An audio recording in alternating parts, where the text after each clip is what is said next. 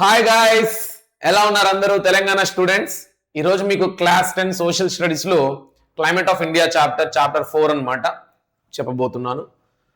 మనం one shot videos గుండా India and its relief features finish చేసేసుకున్నాం, ఐడియాస్ ఆఫ్ డెవలప్మెంట్ ఫినిష్ చేసుకున్నాం, production and employment finish చేసుకున్నాం. Part 1లో ఈ 3 చాప్టర్స్ ఫినిష్ చేసుకున్నాం. ఇప్పుడు క్లైమేట్ ఆఫ్ ఇండియా ఫినిష్ చేసుకోబోతున్నాం. పార్ట్ 2లో world between world wars, national liberation movement in the colonies ని ఫినిష్ చేసుకోవడం జరిగింది. సో ఈ వన్ షాట్స్ ఎవరన్నా ఇంకా చూడకుండా ఉంటే ఒక్కసారి క్విక్ రివిజన్ చేసుకోండి, ఎందుకంటే మీకు SA1 ఎగ్జామ్స్ కి సిలబస్ ఫినిష్ అయిపోతుంది అనమాట. ఓకేనా? అండ్ ఈ చాప్టర్ తర్వాత మీకు ఏ చాప్టర్ కావాలి అని కమెంట్ సెక్షన్ లో కమెంట్ చేయొచ్చు. నేనైతే India reverse and water resources అనే లెసన్ చేద్దాం అనుకుంటున్నా. దాని తర్వాత నేషనల్ మూవ్మెంట్ ఇన్ ఇండియా చేద్దాం అనుకుంటున్నాను. లేదు మీకు ఏదైనా ప్రయారిటీ బేసిస్ లో ఉన్నా కూడా మీరు నాకు కమెంట్ సెక్షన్ లో కమెంట్ చేయొచ్చు. అండ్ నేను ఎప్పుడైనా వన్ షాట్స్ చేస్తున్నానంటే ఎట్టి పరిస్థితుల్లో మీకు ఈ నోట్స్ అయితే కమెంట్ సెక్షన్ లో మరియు డిస్క్రిప్షన్ లో అయితే 100% ప్రొవైడ్ చేస్తున్నాను. మరి మీలో ఎంతమందికి అది తెలుసు, ఎంతమంది డౌన్లోడ్ చేసుకుంటున్నారు అయితే మాత్రం నాకు ఐడియా లేదు. ఎందుకంటే నేనైతే ప్రతి వన్ షాట్ లో నేనైతే మెన్షన్ చేస్తున్నా, డౌన్లోడ్ చేసుకోండి, తీసుకోండి అని. ఎందుకంటే క్లియర్ కట్ నోట్స్ అనేది మీకు ఉంటది. సోషల్ స్టడీస్ లో ఎక్కువ మంది ల్యాగ్ బిహైండ్ అయ్యేది ఎక్కడంటే నోట్స్ దగ్గరే. చాలా మంది గవర్నమెంట్ స్కూల్ స్టూడెంట్స్ కి మెటీరియల్, ప్రైవేట్ స్కూల్స్ లో ఇచ్చే మెటీరియల్ ఉండదు. మీరు మీ సోర్స్ ఏంటి? గూగుల్లోంచి పీడిఎఫ్స్ డౌన్లోడ్ చేస్తారు, ఆర్ఎల్స్ మీ స్కూల్ టీచర్స్ మీకు ప్రొవైడ్ చేస్తారు. అందులో భాగంగా నేను కూడా మీకు ప్రొవైడ్ చేద్దాం అనుకుంటున్నాను better notes. Nothing but private schools లో ఉండే మెటీరియల్ కంటే కూడా ద బెస్ట్ నోట్స్. ఎందుకంటే అక్కడ నెంబర్ ఆఫ్ క్వశ్చన్స్ ఉంటాయి, ఇక్కడ కాన్సెప్ట్ పిక్చర్ క్లియర్ గా ఉంటుంది. నువ్వు ఈ నోట్స్ ని పెట్టుకుంటే ఈ లెసన్ ఫినిష్ చేసుకోవచ్చు అన్న రేంజ్ లో ఉంటుంది. సో దయచేసి మీరు మాత్రం యాక్సెస్ చేసుకోండి, నా మెయిన్ టార్గెట్ మీరే అన్నమాట. ఓకేనా? డన్. ఇక ఆలస్యం చేయకుండా మొదలెడదామా? Climate of India. ఈ చాప్టర్ లో మనం ఇండియన్ క్లైమేట్ గురించి, ఇండియాలో ఉన్న సీజన్స్ గురించి మాట్లాడుకుంటాము. ఆ తర్వాత యాజ్ ఏ హ్యూమన్ మనము క్లైమేట్ ని ఎలా దెబ్బతీస్తున్నాం, దానివల్ల గ్లోబల్ వార్మింగ్ అనేది వస్తుంది. అసలు గ్లోబల్ వార్మింగ్ అంటే ఏంటి, దానివల్ల జరిగే నష్టాలు ఏంటి, వీటన్నిటిని మాట్లాడుకుంటాం. వెరీ జనరలిస్టిక్ అండ్ సింపుల్ లెసన్ అనమాట.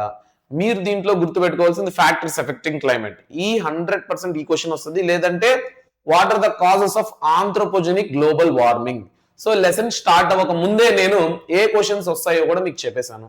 సో క్లైమేట్ ఆఫ్ ఇండియా గురించి వస్తే థియరిటికల్ క్వశ్చన్స్ ఈ 2, లేదు ఇన్ఫర్మేషన్ స్కిల్స్ నుంచి రావాలంటే క్లైమోగ్రాఫ్స్ ఇస్తాడు, దాన్ని చూసి అబ్జర్వ్ చేసి 4 క్వశ్చన్లు ఉంటే దానికి ఆన్సర్లు రాస్తాం అనమాట. ఓకేనా? ఇక ఆలస్యం చేయకుండా మొదలెడదాం. ఫస్ట్ క్లైమేట్ అంటే ఏంటి, వెదర్ అంటే ఏంటి? మనందరికీ క్లైమేట్ అంటే వెదర్ అంటే కొద్దిగా కన్ఫ్యూజన్ ఉంటుంది అనమాట. అసలు వినడానికి క్లైమేట్ అన్న వెదర్ అన్న ఒకటే కదా, మరి ఎందుకు 2 పదాలు అనుకోవచ్చు. మనం మొబైల్లో మన హోమ్ పేజ్ లో చాలా మంది ఇక్కడ క్లైమేట్ అని పెట్టుకో ఉంటారు, ఇక్కడ క్లైమేట్ అని పెట్టుకో ఉంటారు. అక్కడ క్లైమేట్ అని ఉంటుందా, వెదర్ అని ఉంటుందా? వెదర్ అని ఉంటుంది. అంటే weather today weather 27 degrees Celsius, somewhat sunny, rainy. మీరు చూసే ఉంటారు, ప్రతి ఒక్కరు మొబైల్లో ఉంటుంది క్లౌడీ అనేసి. అక్కడ ఎందుకు క్లైమేట్ అని ఉండదు? మరి క్లైమేట్ కి వెదర్ కి డిఫరెన్స్ ఏంటి అంటే, వెదర్ అనేది షార్ట్ టర్మ్ ఫెనోమెనా. ఈ రోజు వాతావరణం ఎలా ఉందో చెప్పగలగడాన్ని వెదర్ అంటారు. ఓకేనా? గడిచిన 24 గంటలు, రాబోయే 24 గంటలు, లేకపోతే రాబోయే 48 గంటలు, గడిచిన ఈ 48 గంటలు, వీటి గురించి మాట్లాడితే దాన్ని వెదర్ అంటాము. మరి క్లైమేట్ అంటే ఏంటంటే long term phenomena.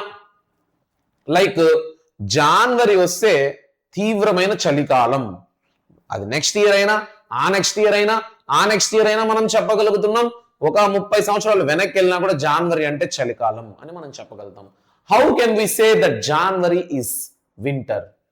How can we say May or March, April is summer season? అంటే క్లైమేట్ ద్వారా అనమాట. సో వెదర్ కి క్లైమేట్ కి బేసిక్ డిఫరెన్స్ అర్థమైందా? వెదర్ అంటే state of atmospheric condition. Weather is a state of atmospheric condition of a particular time అంటే specific area. మనమున్న ప్రాంతంలో, మనమున్న ఈ రోజుకి ఎంత టెంపరేచర్ ఉంది, రెయినియా సన్నియా అని చెప్పడానికి. మళ్ళీ పక్క ఊర్లో మారిపోవచ్చు, పక్క స్టేట్ లో మారిపోవచ్చు, పక్క డిస్ట్రిక్ట్ లో మారిపోవచ్చు. It includes elements like sunshine, temperature, atmospheric pressure, winds, humidity, cloud, precipitation.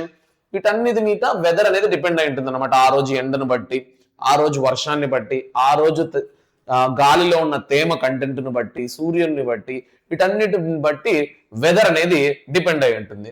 So weather is highly variable, మారుతూ ఉంటుంది. ఇవాళ సన్నీ, రేపు రెయినీ, సడన్ గా రెయిన్ పడచ్చు అన్న. ఇది అట్లా కాదు, సమ్మర్ సీజన్ అంటున్నావు అంటే సమ్మర్ సీజన్ లో కూడా సడన్ గా వర్షాలు పడతాయి, మీరు గమనించారా? So weather changes, weather is highly variable అనమాట. ఓకేనా? It can change frequently and within short periods, తక్కువ టైంలోనే మారిపోతూ ఉంటుంది. అదే క్లైమేట్ తీసుకుంటే మీరు ఇక్కడ చూస్తున్నారంటే ఫిక్స్డ్ అనమాట. ఎలాగా? Climate refers to the long-term average of weather conditions over a large geographical area. Climate refers to the long-term average weather అనమాట. అంటే ఈ రోజు ఎంత వెదరు, రేపు ఎంత వెదరు, ఎల్లుండు, అట్లా లాస్ట్ ఒక 1 వీక్ నుంచి 2 వీక్స్ నుంచి అలా నువ్వు ఒక ప్లేస్ గురించి లాంగ్ టర్మ్ గా కనుక్కుంటూ తెలుసుకుంటూ వాటన్నిటిని అనలైజ్ చేసి ఒక ఫైనల్ రిపోర్ట్ తయారు చేస్తే ఓకే, ఈ ప్రాంతంలో ఈ మంత్స్ లో ఎండాకాలం ఉంటుంది, ఈ ప్రాంతంలో సో మంత్స్ లో వర్షాకాలం ఉంటుంది అని నువ్వు ఫైనల్ జస్టిఫికేషన్ ఇవ్వగలిగితే దాన్ని క్లైమేట్ అంటారు అనమాట. It represent general pattern of atmospheric condition over a period of 30 years or more. అంటే మినిమం 30 సంవత్సరాలు లేదా అంతకంటే ఎక్కువ సంవత్సరాలు ఒక పర్టికులర్ ప్లేస్ ని మనం అనలైజ్ చేసి చెప్పగలిగితే దాన్ని క్లైమేట్ అంటాము. Although there may be year to year variations, the overall pattern remains consistent. అంటే ఇప్పుడున్న కాలంలో ఈ గ్లోబల్ వార్మింగ్ లో ఈ ఎండల వల్ల ఇయర్ టు ఇయర్ మారిపోవచ్చు. ఈ సంవత్సరం వర్షం ఎక్కువ పడొచ్చు, నెక్స్ట్ ఇయర్ వర్షం తక్కువ పడొచ్చు. ఈ సంవత్సరం ఎండలు కొద్దిగా తక్కువ ఉండొచ్చు, నెక్స్ట్ ఇయర్ ఎండలు కొద్దిగా ఎక్కువ ఉండొచ్చు. కానీ ఓవరాల్ ప్యాటర్న్ ఈ పర్టికులర్ మంత్స్ లో ఏం జరుగుతుంది అనేది ఆల్మోస్ట్ సిమిలర్ గా ఉంటుంది అనమాట. That is why it is called climate and it is a long term phenomena which is calculated over 30 years or more అనమాట. సో ఈ క్లైమేట్ ని మనం సీజన్స్ తో క్లాసిఫై చేస్తాం అనమాట. క్లైమేట్ వల్ల ఈ క్లైమేట్ ఇప్పుడు మనకు వర్షాకాలం పర్టికులర్ టైంలో పడుతుంది, దాన్ని ఒక సీజన్ గా, ఎండాకాలాన్ని ఒక సీజన్ గా, ఆకులు రాలతాయి కొన్ని సీజన్స్ లో, అలా like spring season, autumn season, rainy season, summer season, winter season, ఇలా చాలా ఉంటాయి అనమాట. Based on these generalised climate conditions a year is divided into seasons. ఒక్క సంవత్సరాన్ని సీజన్స్ గా డివైడ్ చేసి ఉంటాం. These seasonal divisions helps in understanding the recurring nature. అంటే ఈ సీజనల్ డివిజన్ ఎందుకు? ఈ పర్టికులర్ పీరియడ్ ఆఫ్ ఇయర్ ని ఒక 2-3 నెలలు ఈ సీజన్ అని చెప్తే నెక్స్ట్ రికరింగ్ అనమాట, నెక్స్ట్ ఇయర్ లో కూడా అదే రిపీట్ అవుతుంది ఆ సీజన్ లో. అర్థమవుతుందా? సో అలాగా. నెక్స్ట్ క్లైమోగ్రాఫ్స్. ఇప్పుడు మీకు క్లైమేట్ అంటే ఏందో అర్థమైంది, సీజన్ అంటే ఏందో అర్థమైంది, వెదర్ అంటే ఏందో అర్థమైంది. మరి క్లైమోగ్రాఫ్స్ అంటే ఏంటి, లేదా క్లైమటోగ్రాఫ్స్ అంటే ఏంటి? ఏ క్లైమోగ్రాఫ్ ఈజ్ ఆల్సో కాల్డ్ క్లైమటోగ్రాఫ్.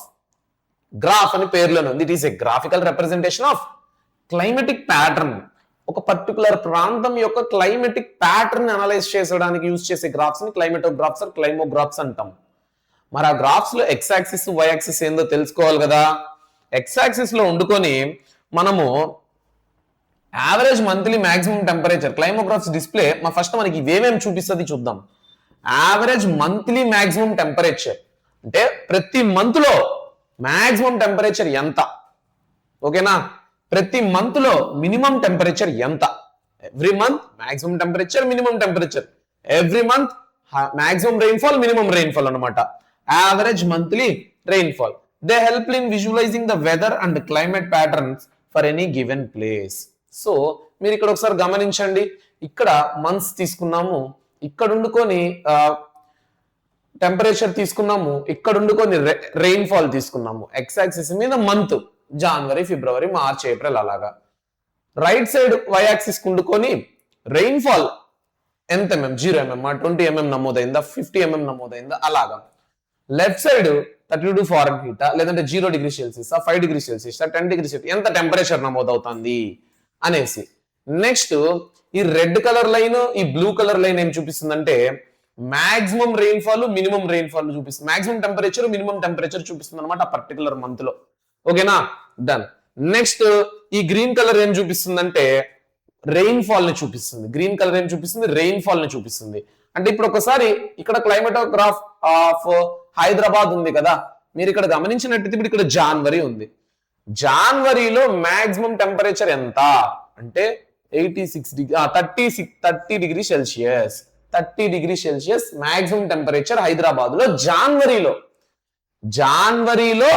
జనవరి నెల మొత్తం 30 రోజులు ఉంటే మాక్సిమం 30 డిగ్రీ సెల్సియస్ వస్తుంది, మినిమం 15 డిగ్రీ సెల్సియస్ వస్తుంది.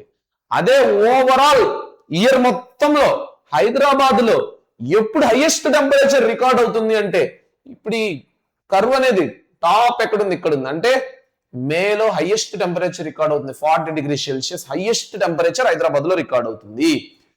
హైదరాబాద్ లో ఓవరాల్ ఇయర్ లో అసలు లీస్ట్ టెంపరేచర్ చల్లగా ఉండే నెల ఏంటి? ఇప్పుడు ఈ బ్లూ కలర్ అనేది మినిమం టెంపరేచర్. సో దీంట్లో కిందకు ఉండేది ఇది కదా, అంటే డిసెంబర్ టైంలో లీస్ట్ అంటే లీస్ట్ టెంపరేచర్ రికార్డ్ అవుతుంది అనమాట.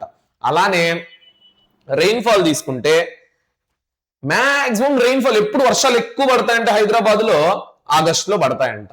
ఆగస్టులో పడతాయి, చూసుకో, ఆగస్టులో పడతాయి. లీస్ట్ రెయిన్ఫాల్ ఎప్పుడు పడుతుందంటే డిసెంబర్ లో పడుతుంది.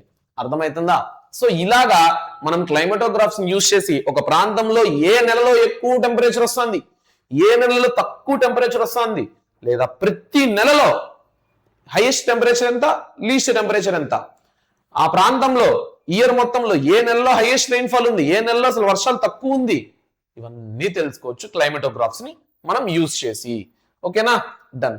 మీకు న్యూఢిల్లీ గురించి గ్రాఫ్ ఇచ్చారు, టెక్స్ట్ బుక్ లోనే ఇచ్చాడు. దీని మీద క్వశ్చన్స్ కూడా ఉంటాయి. ఓకేనా? దీని మీద కాదు, జైపూర్ మీద, లక్నో మీద ఉండొచ్చు. ఇప్పుడు ఈ గ్రాఫ్ చూడండి. The graph shows the climatic conditions of New Delhi. X axis represents months, why axis left side rainfall, why axis right side shows temperature. ఓకేనా? దీన్ని చూస్తే అర్థమైపోతుంది 0, 5, 10 అంటే ఇందాక వచ్చి దీన్ని ఆ పక్క ఇచ్చాడు, దీన్ని ఈ పక్క ఇచ్చాడు, ఇప్పుడు వచ్చి రివర్స్ ఇచ్చాడు అనమాట. ఓకేనా?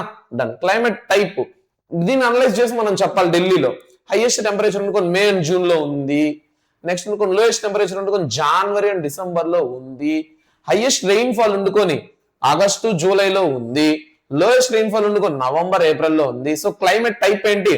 ఎక్స్ట్రీమ్ క్లైమేట్ అనమాట. రీజన్ ఉండుకొని large seasonal differences in temperature and rainfall. Seasonal differences అనేది చాలా ఉంది. ఒక చోట ఏమో చాలా తక్కువ వర్షపాతం ఉంది, చాలా ఎక్కువ వర్షపాతం ఉంది. టెంపరేచర్ ఏమో చాలా హై ఉంది, చాలా లో ఉంది. చాలా డిఫరెన్స్ అనేది చాలా ఎక్కువ ఉంది అనమాట. ఓకేనా? సో ఇప్పుడు టెక్స్ట్ బుక్ లో ఇచ్చిన ప్లేసెస్ చూద్దాం. లడాక్, ఈ లడాక్ కూడా మీరు అబ్జర్వ్ చేసినారంటే అంతే. ఎక్స్ యాక్సిస్, వై యాక్సిస్, ఎంత ఏ మంత్ లో ఎక్కువ రెయిన్ఫాల్ ఉంది, ఏ మంత్ లో తక్కువ రెయిన్ఫాల్ ఉందని. అలానే చెన్నై, జైపూర్ కూడా మీరు చూసుకోవచ్చు. ఇప్పుడు క్లైమేట్ కంట్రోల్స్. ఇదేమన్నా video game sir? Joy sticks తో మనం కంట్రోల్ చేయడానికి అంటే ఎస్, క్లైమేట్ ని కూడా కంట్రోల్ చేస్తారు, మనం కాదు. There are some controls that can control the climate. There are some like factors that can control the climate, that can alter the climate anamata. Okay na? India shows a wide variety of climatic conditions. Enduku భారతదేశం అనేది ఒక diversified country, not in terms of only culture but in terms of environment and nature also. ఎలాగా? మనకు సముద్రం ఉంది, మనకు ఎడారి ఉంది, మనకు మంచు ప్రాంతం ఉంది, మనకు అసలు ల్యాండ్ లాక్డ్ ఏరియాస్, ఎటువంటి సముద్రము, డెజర్ట్ లేకుండా పర్వతాలతో నిండిన, కొండలతో నిండిన ప్రాంతాలు కూడా ఉన్నాయి. సో ఇలా డిఫరెంట్ ల్యాండ్ ఫార్మ్స్ అనేది మన ఇండియాలో ఉంది. India relief features first chapter లో మనం చదువుకున్నాం. కాబట్టి క్లైమేట్ అనేది చాలా వ్యారీ అవుతా ఉంటుంది అనమాట. సో మీరు తీసుకున్నట్టయితే from modern coastal weather in చెన్నైలో సముద్ర తీర ప్రాంతం, ఎక్స్ట్రీమ్ సీజనల్ వేరియేషన్ ఇన్ ఢిల్లీలో ల్యాండ్ లాక్డ్, అక్కడ సముద్రం ఉండదు, నది ఉండదు, ఏముండదు, ల్యాండ్ లాక్డ్ కాబట్టి అక్కడ ఒక టెంపరేచర్, అక్కడ ఒక క్లైమేట్ ఉంటే చెన్నైలో క్లైమేట్ ఉంది. So these differences arises due to several factors. ఎందుకు ఈ చేంజెస్ ఉన్నాయంటే there are some things that are affecting that. ఏంటవి అంటే climatic controls. There are 4 major climatic controls. ఒకటి లాటిట్యూడ్, ఇంకోటి ల్యాండ్ వాటర్ రిలేషన్షిప్, ఇంకోటి ఆల్టిట్యూడ్, ఇంకోటి upper air circulation. Latitude, upper air circulation, land water relationship, altitude. ఈ 4 factors వల్ల, ఏదో ఒక ఫ్యాక్టర్ వల్ల ఆ ప్రాంతంలో టెంపరేచర్, క్లైమేట్ అనేది ఎఫెక్ట్ అవుతూ ఉంటుంది అనమాట. మరి చూద్దాం లాటిట్యూడ్ వల్ల ఎలా ఎఫెక్ట్ అవుతుందో. ఇప్పుడు ఇది గ్లోబ్, ఇది ఎర్త్. మీరు గ్లోబ్ అర్థం చేసుకోండి. మీకు తెలుసు 0 degrees latitude is called equator ని. దానికి పైన 23.5 degree north latitude is tropic of cancer. దానిపైన 66.5 డిగ్రీస్ నార్త్ ఆర్కిటిక్ సర్కిల్, దానిపైన ఆర్కిటిక్ జోన్, పోలార్ జోన్. అలానే కిందకు వస్తే ఈక్వేటర్ కింద 23.5 degree south latitude tropic of capricorn, దాని కిందకు వస్తే అంటార్కిటిక్ జోన్, దాని తర్వాత అంటార్కిటిక్ సర్కిల్. వీటన్నిటిని బాగా గమనిస్తే 0 నుంచి నెంబర్ పెరుగుతా పోతుంది పైకి వెళ్తే, 0 1 2 3. అలానే 0 నుంచి నెంబర్ పెరుగుతా పోతుంది కిందకి వెళ్తే, అంటే లాటిట్యూడ్ పెరుగుతుంది. లాటిట్యూడ్ పెరుగుతుందంటే టెంపరేచర్ తగ్గుతుందని మీనింగ్. ఎలాగా? ఇప్పుడు ఇక్కడ సన్ ఉంటాడు, ఇక్కడ సన్ను సూర్యకిరణాలు ఇక్కడ నుంచి ఈక్వేటర్ రీచ్ అవ్వడానికి చాలా తక్కువ టైం పడుతుంది. అదే నువ్వు లాటిట్యూడ్ 23.5 డిగ్రీ పోవాలంటే ఎంత దూరం అయిందో చూడండి, ఆరో మార్కు. అలానే ఇక్కడ వరకు వెళ్ళాలంటే ఎంత దూరం వెళ్తుంది? చాలా దూరం ట్రావెల్ చేయాల్సి వస్తుంది. సో సన్ను ఈక్వేటర్ మీద డైరెక్ట్ గా సన్ రేస్ అనేది పడుతుంది అనమాట. కాబట్టి ఇక్కడ టెంపరేచర్ ఎక్కువ ఉంటుంది. కానీ పోల్స్ దగ్గర లేదంటే హై లాటిట్యూడ్స్ దగ్గర ఆ సన్ రేస్ సూర్యకిరణాలు పడాలంటే చాలా దూరం ట్రావెల్ చేయాల్సి వస్తుంది. ఆ ట్రావెల్ చేసే దారిలో గ్యాసెస్ ఆ సన్ లైట్ ని అబ్జర్వ్ చేసుకునేయడం వల్ల ఇక్కడ భూమి మీదకి వచ్చే లైట్ తక్కువ అనమాట, సూర్యకిరణాలు ఎక్కువ, ఇంపాక్ట్ ఇంటెన్సిటీ తక్కువ అనమాట. కాబట్టి అక్కడ టెంపరేచర్ తక్కువ, వేడి అనేది తక్కువ ఉంటుంది. ఓకేనా? సో ఇప్పుడు దీన్ని బట్టి మీకు ఏం అర్థమైంది? లాటిట్యూడ్ ఇంక్రీజ్ అయితే టెంపరేచర్ డిక్రీజ్ అవుతుంది, లాటిట్యూడ్ ఇంక్రీజ్ అయితే టెంపరేచర్ డిక్రీజ్ అవుతుంది. So latitude refers to how places is from the equator. So as we move away from the equator నుంచి అవే పైకన్నా ఎల్లు కిందకన్నా ఎల్లు, the average annual temperature decreases. So temperature increase అయితే latitude increase అయితే temperature decrease అవుతుంది అనమాట. ఓకేనా? అర్థమైందా? That's the thing. So tropical regions తీసుకుంటే close to the equator, tropical region అంటే ఈక్వేటర్ నుంచి ట్రాపిక్ ఆఫ్ క్యాన్సర్ కి, ట్రాపిక్ ఆఫ్ క్యాప్రికాన్ కి ఈ ప్రాంతం, దీన్ని ట్రాపికల్ జోన్ అంటాం. ఇక్కడ ఇది ఈక్వేటర్ కి దగ్గరగా ఉంది కాబట్టి ఈ జోన్ ఏంటంటే ఎక్కువ టెంపరేచర్ అనేది ఉంటుంది అనమాట. ఈ జోన్ లో టెంపరేచర్ ఎక్కువ నమోదవుతుంది. Temperate regions between the tropic and poles, ఇక్కడ నుంచి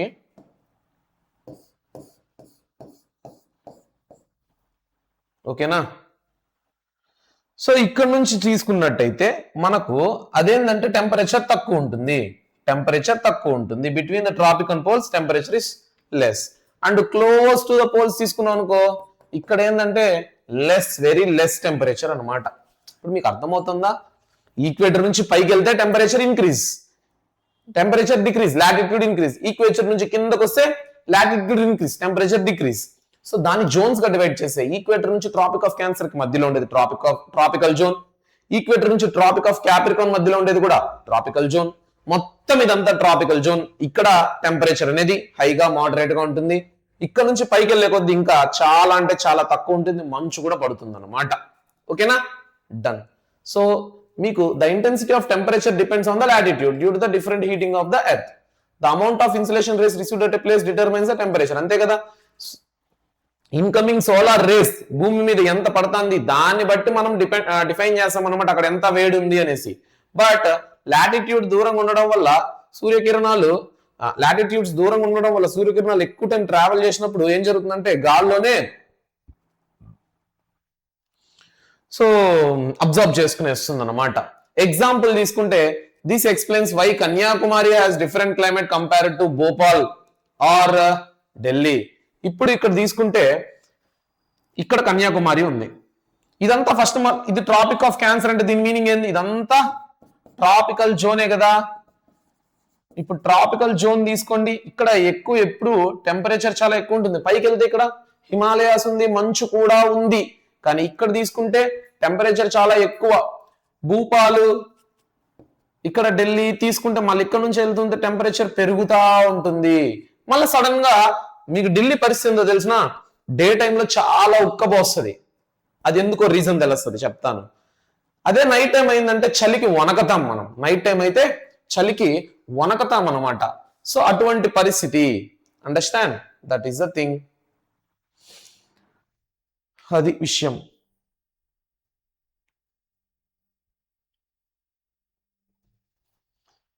ఇండియాస్ లాటిట్యూడ్ తీసుకుంటే ఇండియా వండుకొని 8 degrees నార్త్, 37, ఇదంతా మీకు బేసిక్ ఇన్ఫర్మేషన్. నేను ఫస్ట్ చాప్టర్ లోనే మీకు ఇవంతా చెప్పడం జరిగింది. ఆ తర్వాత తీసుకుంటే ల్యాండ్ వాటర్ రిలేషన్షిప్. ల్యాండ్ కి వాటర్ కి ఉన్న రిలేషన్షిప్ ఏంటో మీరు చెప్పండి.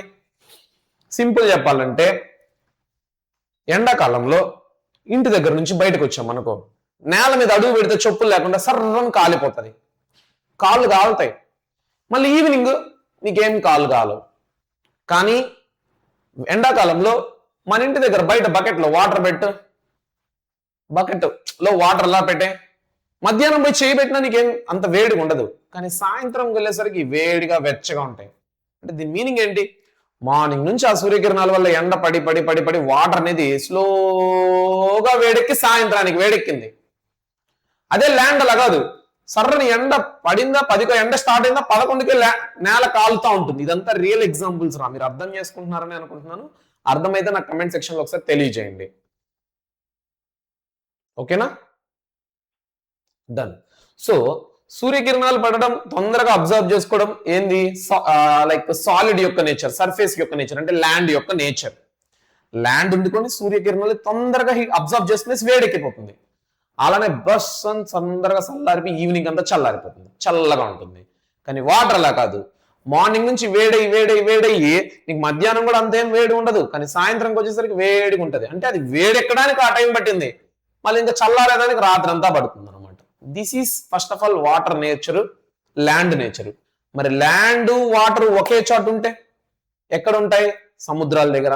మరి అక్కడ బిహేవియర్ ఎలా ఉంటుంది అంటే, first of all the interaction between the land and water affects how much heat is absorbed or reflected.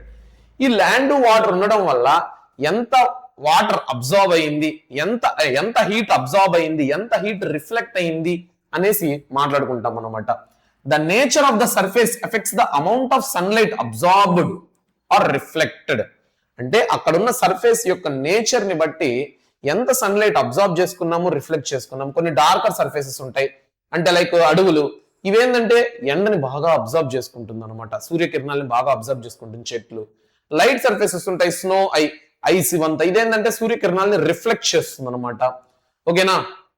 Land heats up and cools down more quickly than water. అంతే కదా, ల్యాండ్ అనేది హీట్ ని తొందరగా observe చేసుకుంటుంది, తొందరగా reflect చేస్తుంది. కానీ water అలా కాదనమాట. This leads to the formation of land and see breezes. దీనివల్ల ఏం జరుగుతుందంటే, ల్యాండ్ అండ్ సీ బ్రీజెస్, ఆ గాలులు అనమాట, సముద్రపు గాలులు, ల్యాండ్ నుంచి వచ్చే గాలులు అనేది కొత్తగా క్రియేట్ అవుతుంది అనమాట. నువ్వు ఈ ఫిగర్ ను అబ్జర్వ్ చేయి. ఫస్ట్ ఆఫ్ ఆల్ నీకు డే టైంలో ఏం జరుగుతుంది? డే టైంలో ఏం తొందరగా వేడెక్కిపోయి ఉంటుంది? ల్యాండ్. సో ల్యాండ్ దగ్గర వామ్ ఎయిర్ ఉంటుంది, అదే సముద్రం దగ్గర అది దీంతో పోల్చుకుంటే చల్లగా ఉంటుంది కాబట్టి ఇది కోల్డ్ ఎయిర్ అనమాట. సో ఇక్కడ వామ్ ఎయిర్, ఇక్కడ కోల్డ్ ఎయిర్. ఈ రెండిట్లో ఏది హెవీ? దేంట్లో ప్రెషర్ ఎక్కువ ఉంటుంది? ఏది హెవియర్? సింపుల్ చెప్పండి. సో మీరు ఇక్కడ గమనించినట్టయితే ప్రెషర్ అనేది ఎక్కువ ఎక్కడ ఉంటుంది గైస్? సింపుల్ గా హాట్ ఎయిర్ లో ఉంటుంది. So air travels from high pressure reason to లో ప్రెషర్ రీజన్. సో ఇక్కడ నుంచి ఈ హాట్ ఎయిర్ అనేది ఇక్కడికి వెళ్తుంది అనమాట. ఇక్కడ నుంచి హై ప్రెషర్ రీజన్ నుంచి లో ప్రెషర్ రీజన్కి వెళ్ళాలి కదా. ఇది హై ప్రెషర్ రీజన్, ఇది లో ప్రెషర్ రీజన్. గాలి ఆల్వేస్ హై ప్రెషర్ రీజన్ నుంచి లో ప్రెషర్ రీజన్ కి ట్రావెల్ అవుతుంది. సో ఇక్కడున్న వామ్ ఎయిర్ అలానే ట్రావెల్ అయ్యి సముద్రంలోకి వెళ్తే సముద్రంలో ఉండే చల్ల గాలి ల్యాండ్ మీదకి వస్తుంది. సో మనకు లిటిల్ బిట్ స్లైట్లీ చల్లగాను కొద్దిగా ఉక్కబోసినట్టు ఉంటుంది, ఎందుకంటే ఆ వేడి గాలి పోతున్నట్టు చల్లగాలి వస్తున్నట్టు ఆ ఇంటరాక్షన్స్ వల్ల నీకు ఉక్కబోసినట్టు ఉంటుంది. ఎప్పుడైనా చెన్నై బీచో వైజాగ్ బీచో ఇలా వెళ్ళి ట్రై చేయండి. ఆఫ్టర్నూన్ కానీ మార్నింగ్స్ కానీ వెళ్ళినా కూడా నీకు మార్నింగ్ ఓకే చల్లగా ఉంటుంది, ఆఫ్టర్నూన్స్ వెళ్ళినప్పుడు కొద్దిగా ఉక్కబోస్తూ చెమట్లు పడుతూ ఉంటాయి, కానీ చల్లటి గాలి కొడుతూ ఉంటుంది, చెమట్లు పాటి చెమట్లు వస్తూ ఉంటాయి. అదే నైట్స్ టైమ్స్ తీసుకుంటే ఇప్పుడు ల్యాండ్ చల్లబడిపోయింది, ల్యాండ్ అంతే కదా చల్లబడిపోయింది, కానీ వాటర్ ఇప్పుడు వేడెక్కుంటుంది పొద్దు నుంచి సూర్యుడు ఉండడం వల్ల. ఇప్పుడు ఇది వామ్ ఎయిర్, ఇది కోల్డ్ ఎయిర్. ఇక్కడ ఏం జరుగుతుంది? హై ప్రెషర్ రీజన్ నుంచి లో ప్రెషర్ రీజన్ కి ట్రావెల్ అవ్వాలి కాబట్టి ఈ వామ్ ఎయిర్ సముద్రం నుంచి ల్యాండ్ మీదకి వస్తుంది, ఈ కోల్డ్ ఎయిర్ ల్యాండ్ మీద నుంచి సముద్రంకి వెళ్తుంది అనమాట. ఓకేనా? కాబట్టి సముద్రంలో చల్లగా ఉంటుంది, ల్యాండ్ మీద మరీ వేడిగా ఉంటుంది. మళ్ళీ రాత్రి అయితే చూడండి, మళ్ళీ నేనైతే లాస్ట్ టైం వైజాగ్ మీటప్కి వెళ్ళినప్పుడు బీచ్కి వెళ్ళాను. ఒక 7 కూడా కాదు, 9 10 ఆ టైంలో సముద్రం దగ్గరికి వెళ్తే బాబోయ్ షర్ట్ తడిచిపోయి అంత చెమట, అంటే అంత ఉక్కబోస్తుంది. కానీ చల్లటి గాలులు, నీ బట్టలు కూడా ఊగుతాయి, మట్టి కూడా గాలికి లేస్తూ ఉంటుంది. కానీ ఆ గాలి వామ్ ఎయిర్ అనమాట, సముద్రంలోంచి వచ్చే వామ్ ఎయిర్. అర్థమైందా? డన్. సో మీకు ప్రెషర్ గురించి, విండ్ గురించి తెలుసుకోవాలి. ల్యాండ్ హీట్స్, లో pressure, air releases. Water remains cool, high pressure, air moves towards land. So దీని మధ్య ఇదే ఇందాక నేను చెప్పింది, హై ప్రెషర్ రీజన్ నుంచి లో ప్రెషర్ రీజన్ కి వెళ్తుంది అనమాట. ఓకేనా? డన్. ఎస్, కూల్ వాటర్ వండుకొని హై ప్రెషర్. ఇందాక నేను యారో మార్క్ ఇలా పెట్టానా? లేదు. సో హై ప్రెషర్ రీజన్, లో ప్రెషర్ రీజన్. మళ్ళీ ఇక్కడ హై ప్రెషర్ రీజన్, లో ప్రెషర్ రీజన్. ఓకేనా? డన్.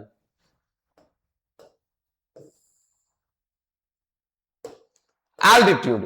ఆల్టిట్యూడ్ తీసుకుంటే హైట్. నువ్వు నేల మీద నుంచి, గ్రౌండ్ లెవెల్ నుంచి, ల్యాండ్ నుంచి ఎంత హైట్కి వెళ్తూ ఉంటే టెంపరేచర్ తగ్గుతూ ఉంటుంది. సింపుల్. ఆల్టిట్యూడ్ ఇంక్రీజ్ అయితే టెంపరేచర్ డిక్రీజ్ అవుతుంది.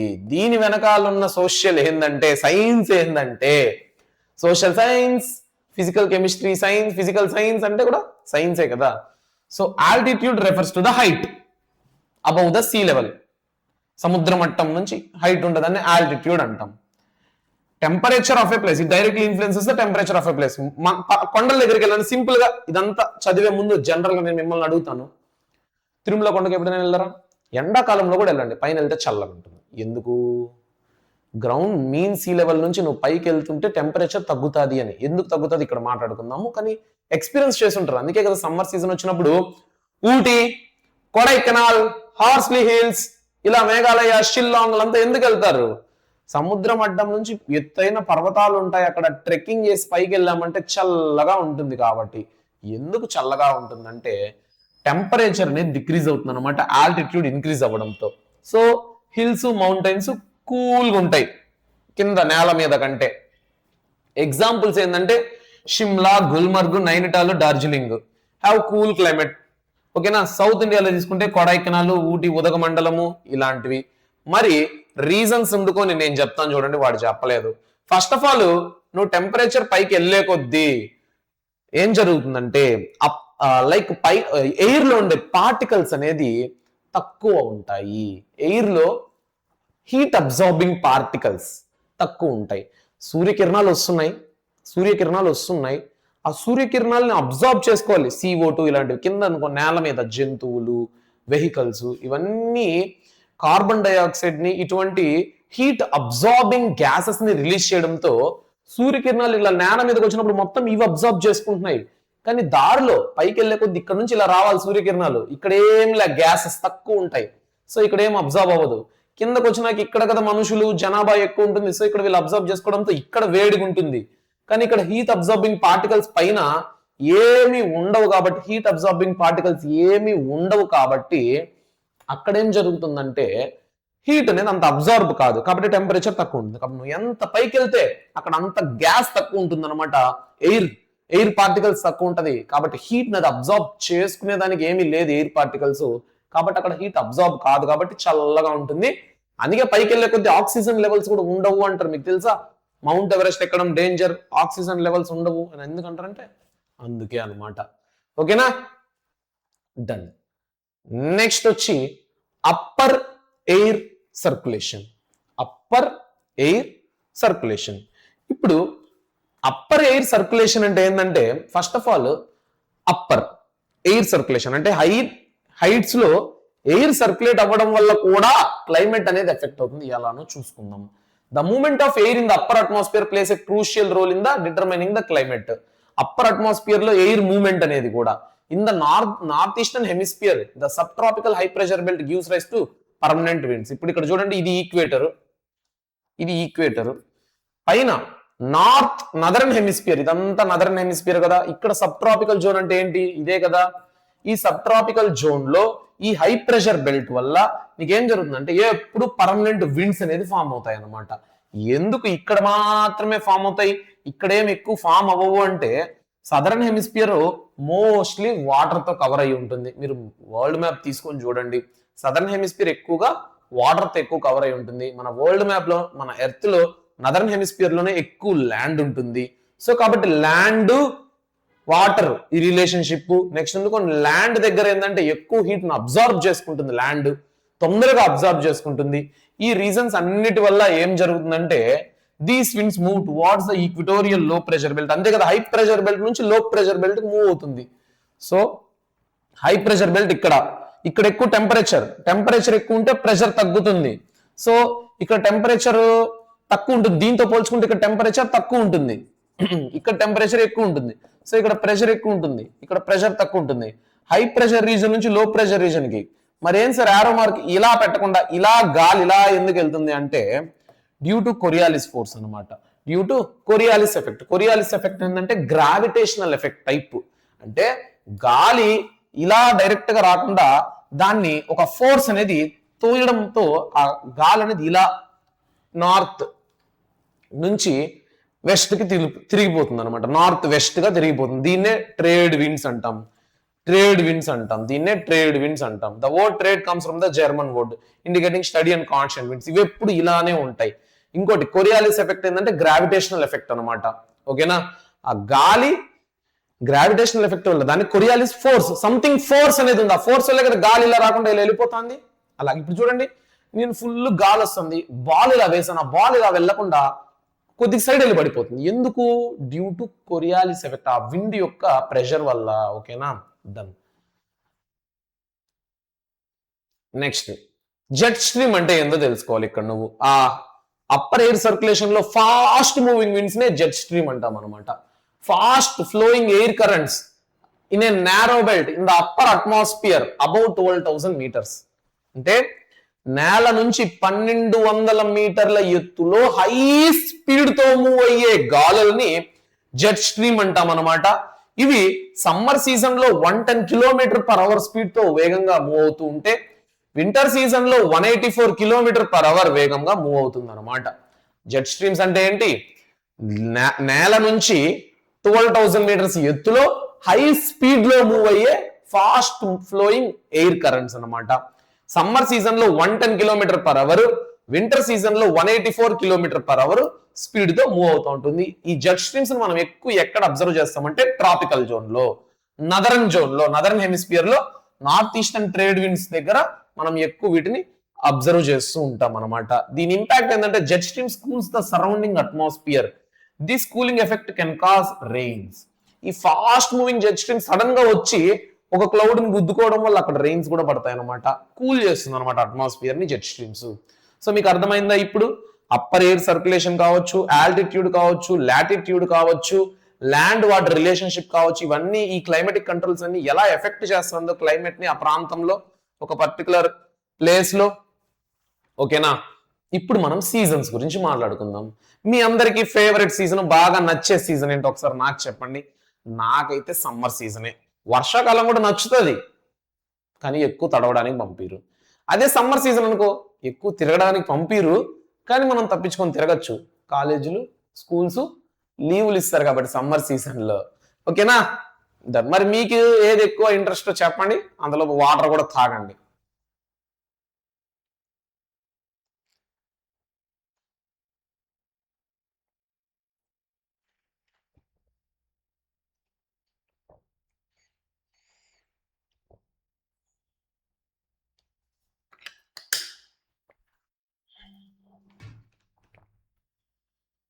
ఫస్ట్ ఆఫ్ ఆల్ కొన్ని కంట్రీస్ ఉన్నాయి ఇయర్ మొత్తం ఒకటే సీజన్.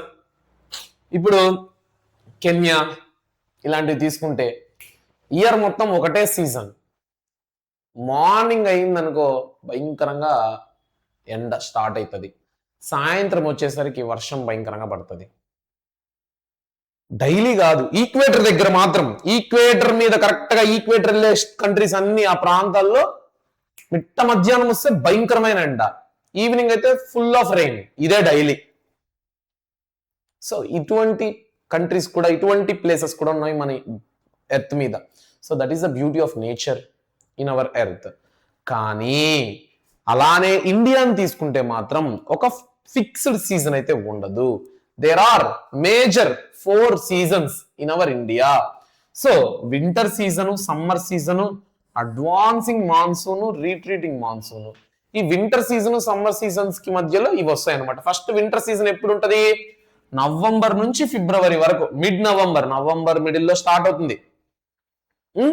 అక్కడ నుంచి ఫిబ్రవరి వరకు చలికాలం, అంతే కదా. సమ్మర్ సీజన్ అంటే ఏంటి? ఇంకా మార్చ్ అనేది ట్రాన్సిషన్.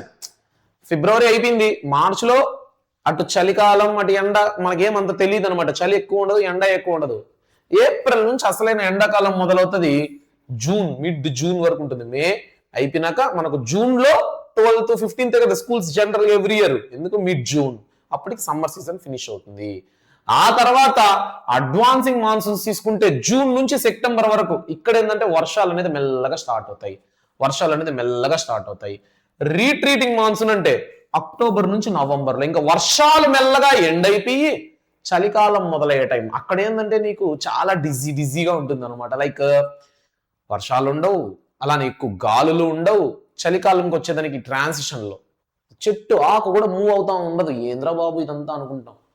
మేమైతే చాలా ఎక్స్పీరియన్స్ చేసాం. ఈవినింగ్ బయట కూర్చుంటే మా అమ్మ అనేది, ఒక ఆకు కూడా ఊగట్లేదే, కొద్దిగా గాలి వస్తుందంటే అనేసి. సో ఇది చూడండి, ఇది ఢిల్లీలో ఫాగ్ అనమాట. ఇక్కడ చూడండి ఫుల్ ఆఫ్ టెంపరేచర్, ఇక్కడ చూడండి ఫుల్ ఆఫ్ రెయిన్. బాగుంది, రోడ్ చాలా వెడల్పుగా ఉంది. ఫోటోషూట్ చేయొచ్చు, సాంగ్ రీల్స్ తీయొచ్చు, మంచిగా జమ్మనుంది. ఓకేనా? ఫస్ట్ వింటర్ సీజన్ గురించి మాట్లాడుకుందాం. ఈ 4 సీజన్ గురించి క్లారిటీ తెచ్చుకుంటే దీని మీద క్వశ్చన్ అడగరు, అడిగినా నువ్వు రాయగలగాలి, నాలెడ్జ్ గెయిన్ చేసుకోవాలి, బిట్స్ లో నువ్వు చేయగలగాలి, మెయిన్ థింగ్ అందుకనమాట.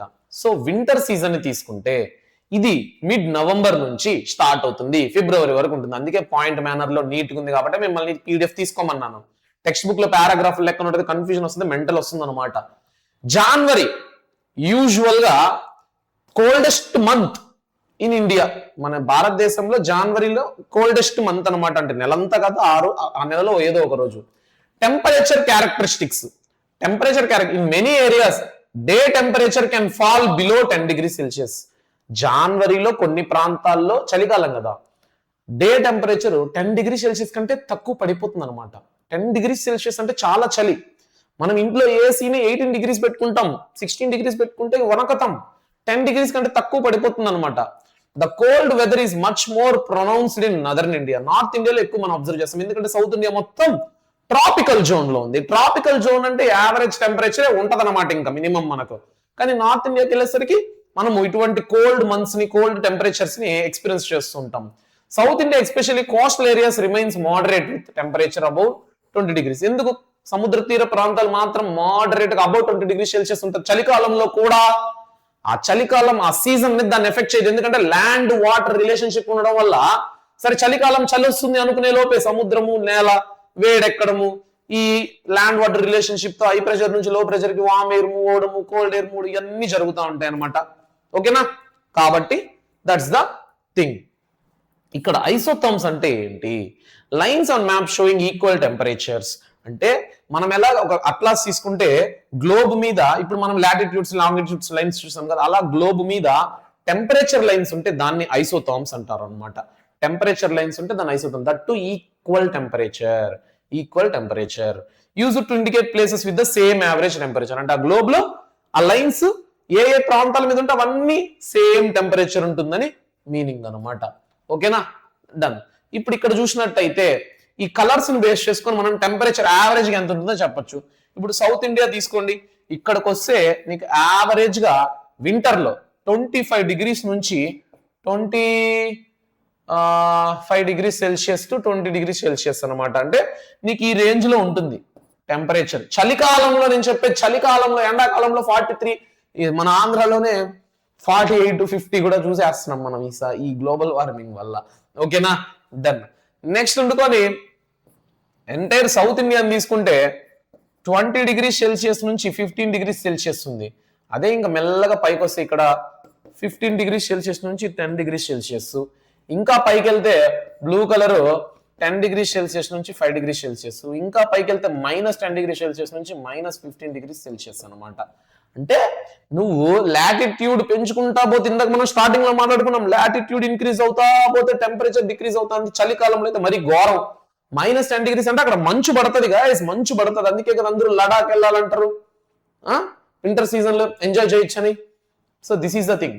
నీకు వింటర్ సీజన్ లో ఎలా ఉంటుందంటే చూడడానికి ప్రకృతి క్లియర్ స్కై, క్లీన్ స్కై, మేఘాలు ఎక్కువ ఉండవు, లో హ్యూమిడిటీ, ఉక్కపోయడం ఇలాంటి ఉక్కపోసే ఫీలింగ్ ఉండదు, కూల్ అండ్ ప్లెజెంట్ బ్రీజ్.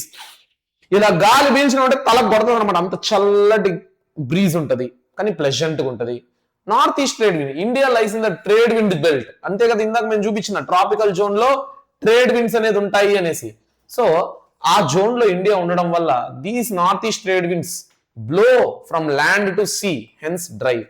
ఇది ల్యాండ్ నుంచి సీకి వెళ్తుంది కాబట్టి ఇక్కడున్న టెంపరేచర్ మొత్తాన్ని సీ మీదకి తీసుకెళ్లిపోతుంది, అందుకే ఇక్కడ చల్లబడిపోతుంది. ఓకేనా. But while crossing Bay of Bengal they absorb moisture. అంటే ఇప్పుడు నార్త్ ఈస్ట్ ట్రేడ్ విండ్స్ ఇలా ఉంటాయి, ఇలా ఉంటాయి. ఉండండి, మీకు ఇప్పుడు జమ్మని అర్థమవుతుంది చూడండి. నార్త్ ఈస్ట్ ట్రేడ్ విండ్స్ ఇందాక ఎలా చెప్పాను,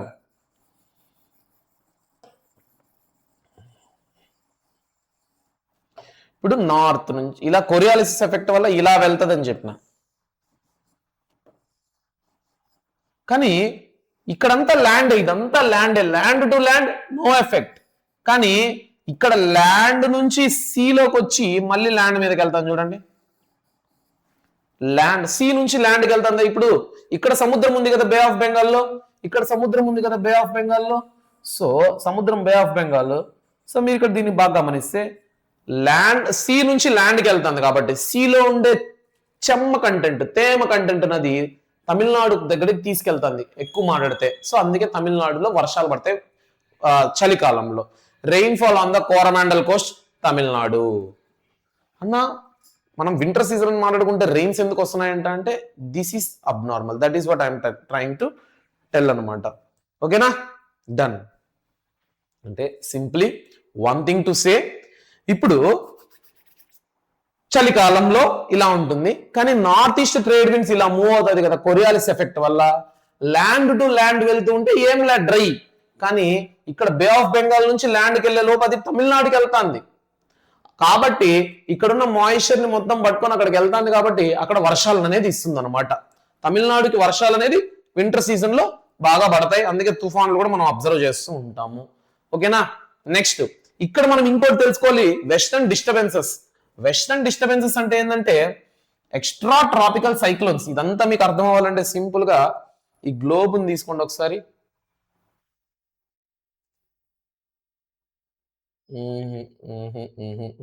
లేదు, సింపుల్ రా. ఇండియా ఉందా, ఇండియా మ్యాప్ ఉందా, ఇండియాకి వెస్ట్ సైడ్, ఇండియాకి వెస్ట్ సైడ్ ఆ పక్కంతా ఏముంటాయి అరబ్ కంట్రీస్, ఆ వెస్టర్న్ మిడిల్ ఈస్ట్ కంట్రీస్ ఉంటాయి కదా, వెస్టర్న్ కంట్రీస్, అరబ్ కంట్రీస్. అక్కడి నుంచి గాలులు వీస్తూ ఇండియాలోకి ఎంటర్ అవుతాయి అనమాట. సో మెడిటరేనియన్ సీ ఉంటుంది అక్కడ, Mediterranean sea. So Mediterranean sea నుంచి వచ్చే గాలులు ఏం జరుగుతాయంటే Indian subcontinent, Indian touch అవుతాయి వింటర్ సీజన్ లో. కాబట్టి అక్కడ these system are caused by westerly jet streams. అంటే జెట్ స్ట్రీమ్స్ అంటే ఏంటి, హై స్పీడ్ మూవింగ్ ఎయిరే కదా, 12,000 meters కి ఎత్తులో. అక్కడ నుంచి ఈ గాళ్ళు ఈ మెడిటరేనియన్ సీ నుంచి గాలుల్ని డైవర్ట్ చేసి మన ఇండియాకి పంపిస్తాయి అన్నమాట, హై ప్రెషర్ లో ఉంటాయి. So they enter India through northern Pakistan and Jammu Kashmir, moving across the plains of north India. అంటే అది నీకు ఇండియాకి వచ్చే లోపల ఎక్కడ టచ్ అవుతుందంటే ఫస్ట్ ఆఫ్ ఆల్ పాకిస్తాన్ గుండా వచ్చి జమ్మూ కాశ్మీరు, ఈ గుజరాత్ ఇలాంటి ప్రాంతాలు, సమ్ పార్ట్స్ ఆఫ్ మహారాష్ట్ర కూడా టచ్ అవుతుంది అనమాట. కాబట్టి this causes rainfall, this causes rainfall. ఎందుకంటే సముద్రం నుంచి వస్తుంది, ఎప్పుడైనా గుర్తుపెట్టుకోండి, సముద్రం నుంచి గాలు ల్యాండ్ మీదకి వస్తుంది అంటే అక్కడున్న చల్లటి వాటర్ ఎవాపరేట్ అయిపోయి ఉంటుంది కదా, ఆ గాలుల్ని తీసుకొస్తుంది అనమాట. ఆ మాయిశ్చర్ ని తీసుకురావడంతో ఇక్కడ వర్షాలు పడతాయి. సో మెడిటరేనియన్ సీ నుంచి ఇండియన్ సబ్ కాంటినెంట్ వస్తుంది కాబట్టి వర్షాలు పడతాయి. వింటర్ సీజన్ లో వర్షాలు పడవు, కానీ వింటర్ సీజన్ లో ఇక్కడ వర్షాలు పడుతున్నాయంటే this is a good sign. ఈ టైంలోనే వాళ్ళు రబీ క్రాప్స్ ని పండిస్తారు అనమాట. ఓకేనా. So they all think it is a boon. Boon అంటే ఒక వరం లాంటిది, అనేసి. Western disturbances are often referred as a boon for winter agriculture. Winter season లో పండించే పంటలకు వర్షపాతాన్ని ఇచ్చినట్టు అవుతుంది కదా, వర్షాలను ఇచ్చినట్టు అవుతుంది కదా, వాటర్ ఇచ్చినట్టు అవుతుంది కాబట్టి ఇది ఒక వరంలా ఫీల్ అవుతారు అనమాట north Indian some part of people అనమాట. ఓకేనా, this is called western disturbances. తర్వాత సమ్మర్ సీజన్ గురించి ఇప్పుడు మాట్లాడుకోవాలి. సమ్మర్ అందుకొని ఏప్రిల్ టు మిడ్ జూన్ అనమాట.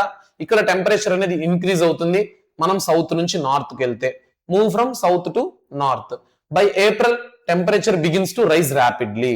సార్ ఇప్పుడు సౌత్ నుంచి నార్త్ లాటిట్యూడ్ ఇంక్రీజ్ అయితే టెంపరేచర్ డిక్రీజ్ అవ్వాలి కదా అంటే, ఇక్కడ మనం ఇందాకే 4 ఫ్యాక్టర్స్ నేర్చుకున్నాం. ఢిల్లీ ల్యాండ్ లాక్డ్, ఎటువంటి ఎస్కేప్ అవ్వడానికి లేదు, అక్కడ ఉన్న వేడి అక్కడే ఉండిపోతుంది. అదే సౌత్ ఇండియా తీసుకో, కోస్టల్ ప్రాంతాలు ఉన్నాయి, సముద్ర తీర ప్రాంతాలు ఉన్నాయి.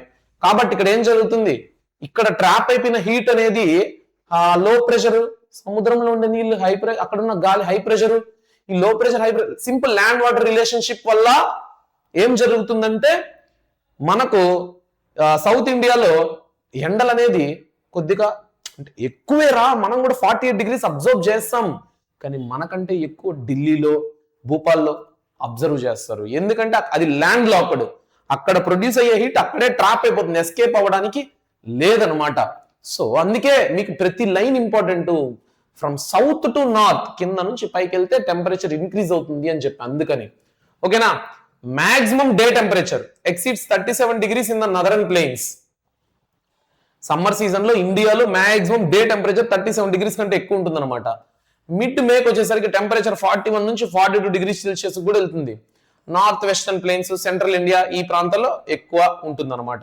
Minimum temperature does not fall below 20 కంటే తక్కువ అయితే మినిమం టెంపరేచర్ మనం అబ్జర్వ్ చేయము. మీరు ఇక్కడ చూడండి, మీరు ఇక్కడ చూసుకున్నట్టయితే ఎక్కడ ఎల్లో కలర్ ఉంటే అక్కడ ఎండలు మోడరేట్గా ఉన్నట్టు. ఇది ల్యాండ్ లాక్డ్, ఇక్కడ ఎక్కువ. మళ్ళీ ఇక్కడ తీసుకుంటే ఇంకా ఇక్కడ ఎక్కువ టెంపరేచర్స్ ఉన్నాయి, చూసారా? Okay, done. Next hot and dry winds. మనకు ఎండాకాలంలో అసలు ఎండలు చాలా ఎక్కువ ఉంటాయి కదా అంటే, నార్త్ ఇండియాలో ఈ హెవీ హీట్ ని వాళ్ళు ఒక లోకల్ పేరుతో పిలుచుకుంటారు, దాన్నే లూ అంటాం అనమాట. Strong dry hot winds blowing in the northern plains, it is called లూ.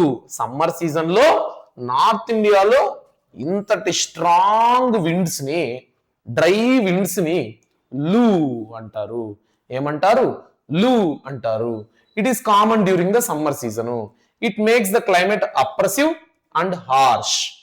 క్లైమేట్ ని అప్రెసివ్ గా హార్ష్ గా తయారు చేస్తుందంటే మీనింగ్ ఏంటి? చాలా తీవ్రమైన ఎండలు, వడదెబ్బ వచ్చి పడిపోతారు, చాలా ప్రెషరైజ్డ్ ఉంటుంది, సెగ కొడుతూ ఉంటుంది ముఖానికి. అటువంటి ఎఫెక్ట్, ఇంపాక్ట్ అనేది అబ్జర్వ్ చేస్తుంటారు. వాళ్ళ పేరుకి లూ అని పెట్టుకుని అంత భయంకరంగా లైక్ ఎలివేషన్లు ఇస్తున్నారు. కానీ మన సౌత్ ఇండియాలో ఏమన్నా తక్కువ సమ్మర్ సీజన్ వస్తే? మీరు చెప్పండి, 2 రాష్ట్రాల ప్రజలు చెప్పండి, మీరే చెప్పండి. మనకు మామూలుగా ఉంటుందా? బయటికి వెళ్ళి నిల్చుంటే సెగ ఇప్పుడే కొడుతుంది, నాకు అర్థమే కాదు ఈ మంత్స్ లో ఏంద్రా ఇంత ఎండ. నేను నిన్న బయట వెళ్ళాను ఒక 11కో 12కో, మా అమ్మకు ఫోన్ చేసి మా కొద్దిగా లెమన్ వాటర్ కలుపుమా అంటున్నా. నేను అంత సెగ నేను తట్టుకోలేకపోతున్నా. సమ్మర్ సీజన్లో ఇంకెలా ఉంటుంది? తిరుపతి అయితే మామూలు కథ కాదు, ఇది మాత్రం to be frank. Next pre monsoon showers. Pre అంటే ఏంటి? ముందుగా జరగడం. అంటే వర్షాలు పడడానికంటే ముందే వర్షాలు పడడం. ఇప్పుడు సమ్మర్ సీజన్ అయిపోయింది, చలికాలం అయిపోయింది, ఎప్పటి వరకు? ఫిబ్రవరి వరకు. ఎండాకాలం అయిపోయింది, ఎప్పటి వరకు? మే జూన్ వరకు. తర్వాత వర్షాకాలం రావాలి, కానీ వర్షాకాలంకి వచ్చేదానికంటే ముందు ప్రీ మాన్సూన్ షవర్స్, అక్కడక్కడ వర్షాలు పడతాయి అనమాట. వర్షాలు పడాల్సిన నెలల కంటే ముందే, దాన్నే ప్రీ. ప్రీ అంటే ముందు జరగాల్సినవి, మాన్సూన్ షవర్స్ అంటే వర్షాలు. So towards the end of the summer season pre monsoon showers also expected. It is also known as bursting monsoons. అంటే ఎండాకాలం ఎండయ్యే కొద్ది సమయాల్లోనే, అంటే కొన్ని రోజుల్లోనే వర్షాన్ని అయితే మనం ఎక్స్పీరియన్స్ చేస్తాం అన్నమాట కొన్ని ప్రాంతాల్లో. పర్టికులర్ గా సౌత్ ఇండియాలో, డెక్కన్ ప్లాటూలో ఇక్కడ మనం ఎక్కువ అబ్జర్వ్ చేస్తాం అనమాట.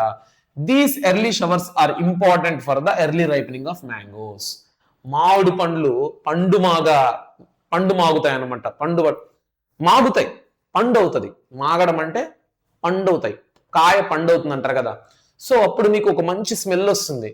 మ్యాంగో షాప్కి వెళ్ళు, మ్యాంగో స్మెల్ అదిరిపోతుంది పండినప్పుడు. సో దాన్నే, అందుకే దీన్ని మ్యాంగో షవర్స్ అని కూడా అంటారు. అంటే ఈ వర్షాల వల్ల ఆల్రెడీ పండు అయిపోయింటాయి, కానీ వర్షాలు పడడం వల్ల ఆ స్మెల్ అనేది ఎక్స్పోజ్ అవుతుంది అనమాట అట్మాస్ఫియర్ కి.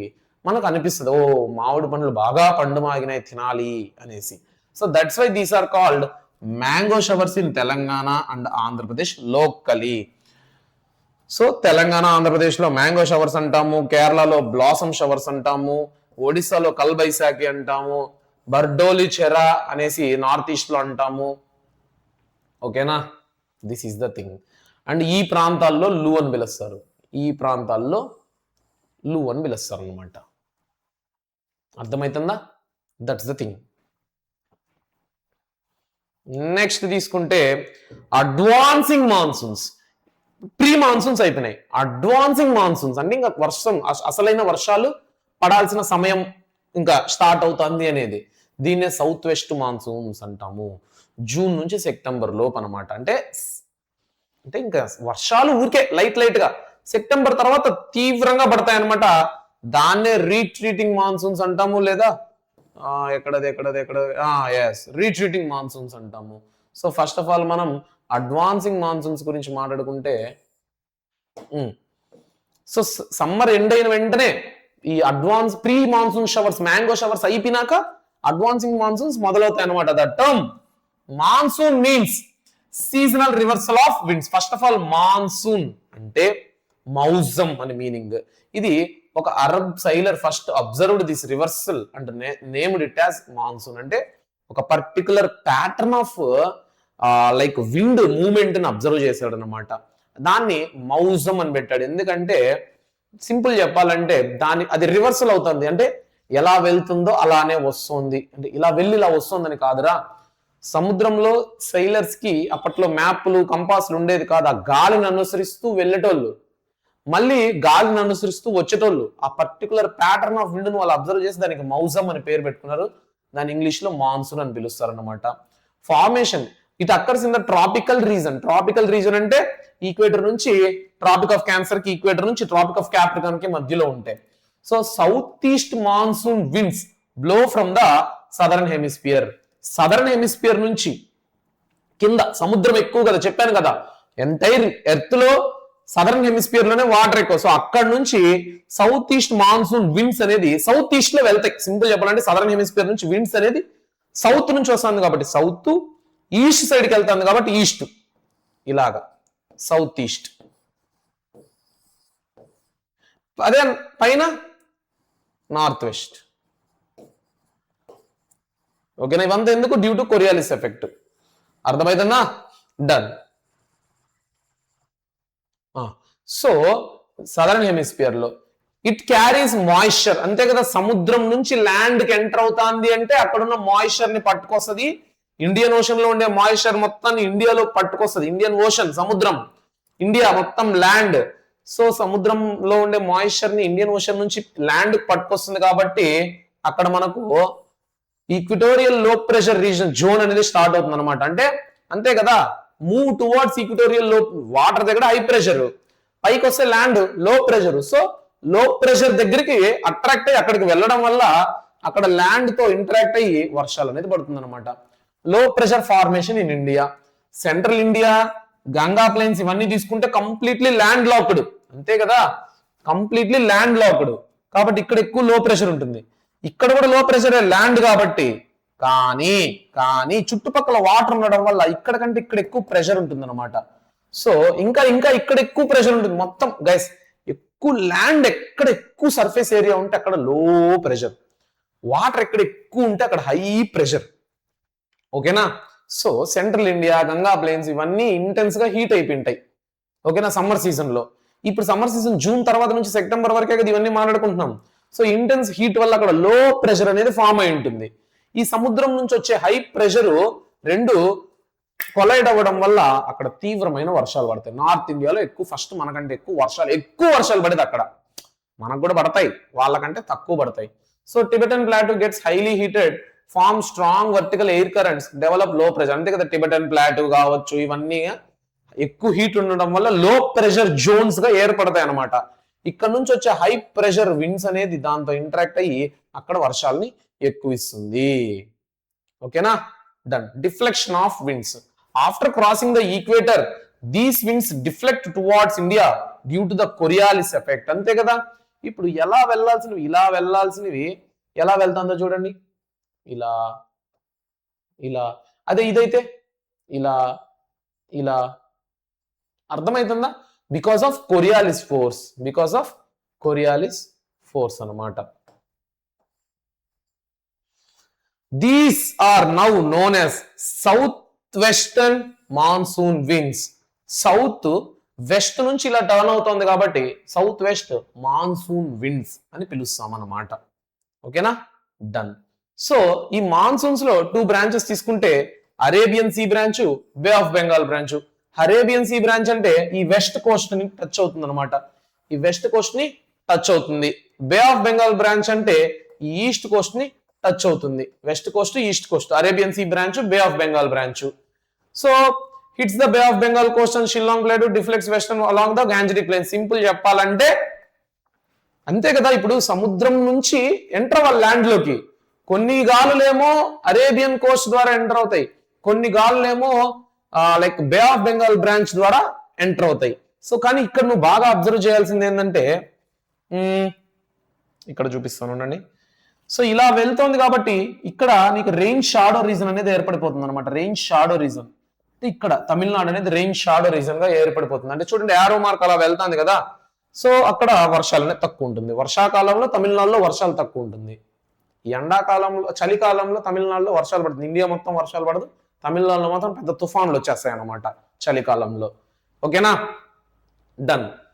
నెక్స్ట్ తీసుకుంటే onset of monsoons. Onset of monsoons అనేది ఎర్లీ జూన్ నుంచి మొదలవుతాయి. జూన్ స్టార్టింగ్ అంటే సమ్మర్ సీజన్ ఎండ్ అయ్యే టైం నుంచి స్టార్ట్ అవుతుంది అనమాట.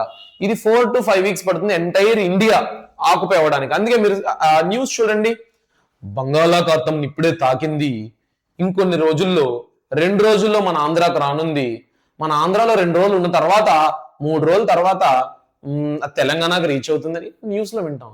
ఏంటి అది, ఏమన్నా బంధువులా, చుట్టాలా? అక్కడికి వచ్చాడు జర్నీ, ఇక్కడ నుంచి ఇక్కడికి వచ్చాడు, ఇక్కడ 2 రోజులు మనకు తీవ్రమైన వానలు ఉంటాయి, దాని తర్వాత అక్కడికి వెళ్తుందని చెప్పడానికి. సో విండ్ ప్యాటర్న్ మనం అనలైజ్ చేసి అవన్నీ చెప్తాం. కానీ ఇక్కడ మీరు అబ్జర్వ్ చేసుకోవాల్సింది ఏంది, ఎంటైర్ ఇండియా ఒకటే రోజు వర్షం పడిపోదు. ఆ మాన్సూన్ విండ్స్ అనేది మెల్లగా ఒక్కొక్క ప్రాంతాన్ని జోన్ దాటుకుంటూ పోతుంది, ఇంటెన్సిటీ కూడా మారుతూ ఉంటుంది అనమాట. ఓకేనా, డన్.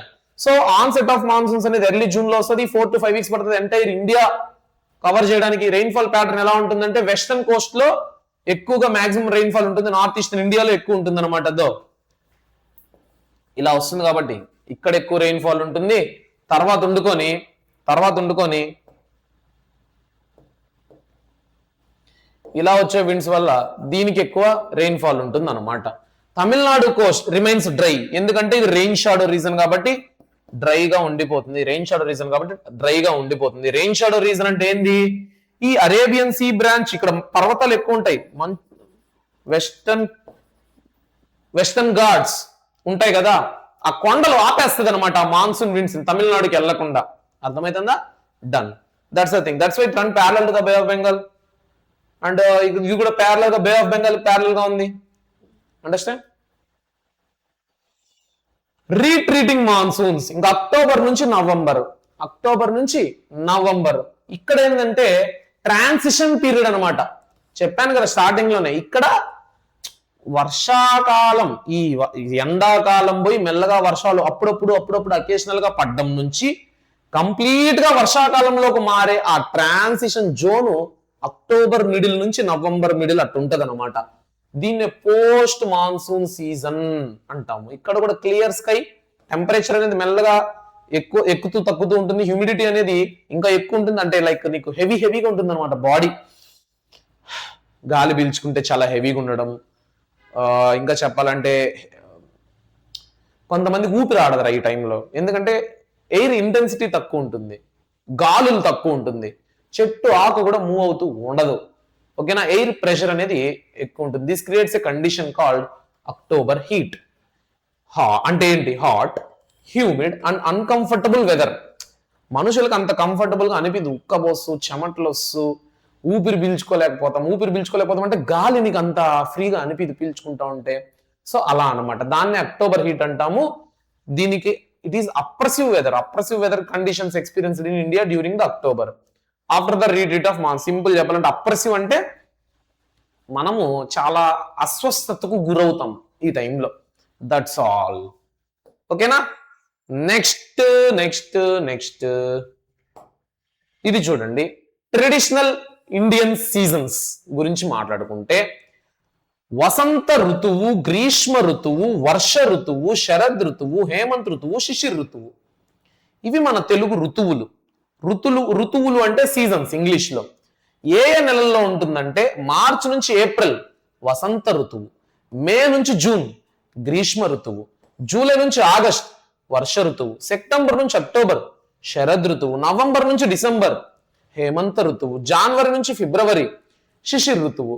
ఈ మంత్స్ ని ఇక్కడ తెలుగులో ఇచ్చాడు. అంటే చైత్ర మాసం నుంచి వైశాఖ మాసం, జ్యేష్ఠ మాసం, ఆషాఢ మాసం, మాసం అంటే నెల, శ్రావణ మాసం, భాద్ర మాసం, అశ్వాయుజ మాసం, కార్తీక మాసం, మార్గశిర మాసం నుంచి పుష్యమాసం, మాఘ మాసం నుంచి పాల్గొన మాసం.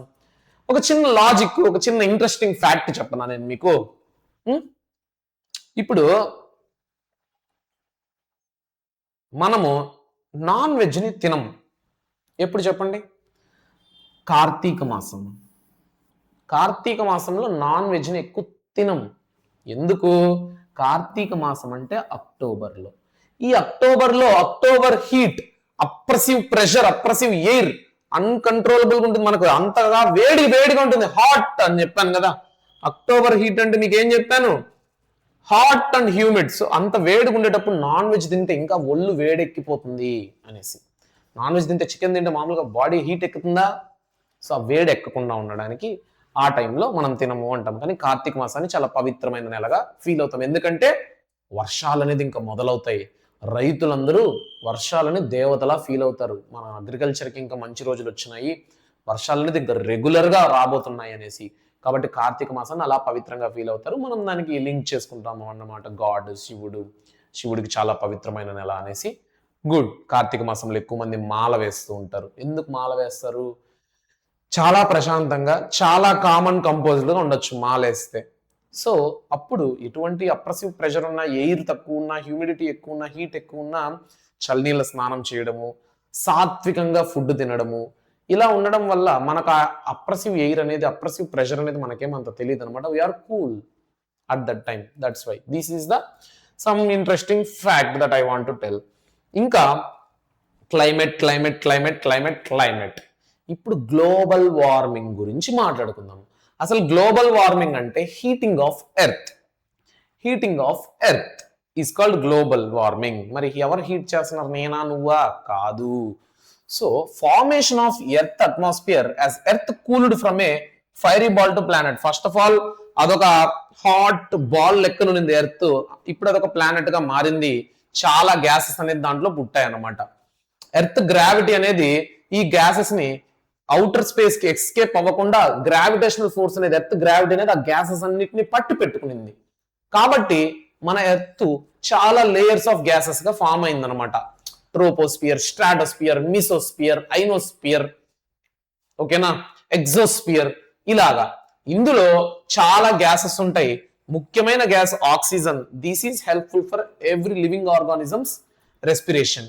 ఓజోన్ అనేది ఏంటంటే డైరెక్ట్ గా సూర్యకిరణాలు భూమి మీద పడకుండా ఈ ఓజోన్ లేయర్ అనేది ఆ యువి ఒక జోన్ లాగా ఏర్పడుతుంది. యువి రేస్ ని ఆపేసి నీకు లైక్ అల్ట్రావైలెట్ రేస్ ని ఆపేసి నార్మల్ సన్ రేస్ నీకు పంపిస్తుంది. అల్ట్రావైలెట్ రేస్ ఏంటంటే మన స్కిన్ మీద పడిందంటే మన స్కిన్ కూడా ఎక్స్పోజ్ అయిపోయి ర్యాషెస్ వస్తుంది, స్కిన్ డిసీజెస్ కూడా వస్తాయి అనమాట. అంత ఇంటెన్సిటీ ఉంటుంది దాంట్లో heat.